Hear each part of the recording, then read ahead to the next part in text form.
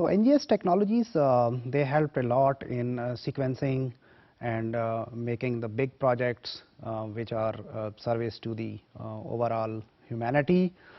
We pick just 5 for instance here, just to give you an idea what's going on in those finest universities of the world. So here we have the big one is ENCODE.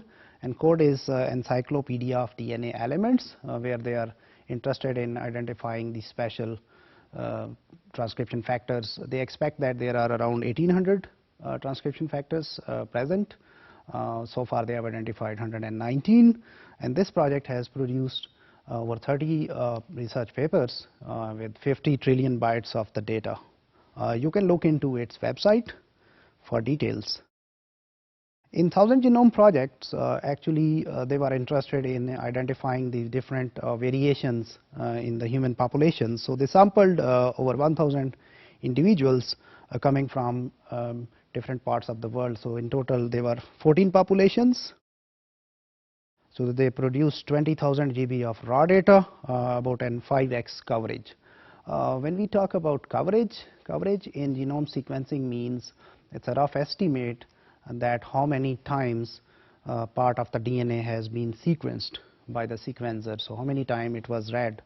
So it's like 5 times each nucleotide has been visited and read in the sequencer.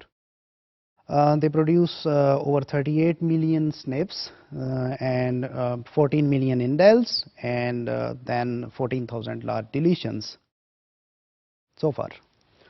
So about 50% of them are novel, these variations, that is on average any 2 human beings they differ by about 3.6 million SNPs, over 300k indels and about 700 large deletions. So that's what they said.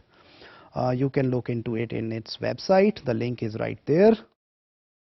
National Heart, Lung and Blood Institute, commonly known as NHLBI, they were working on exome sequencing.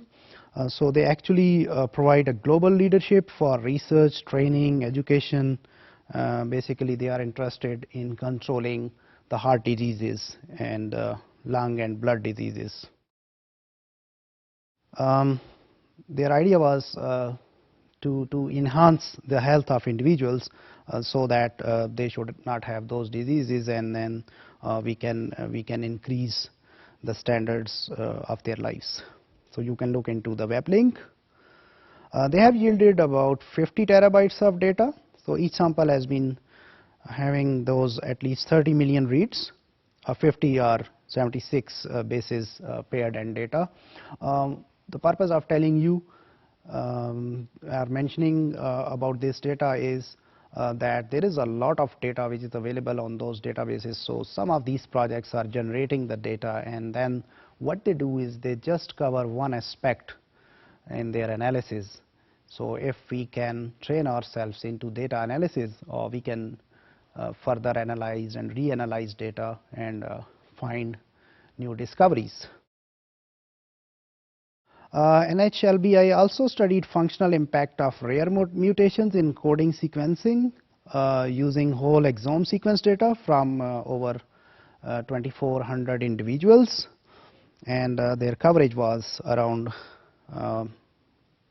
111x.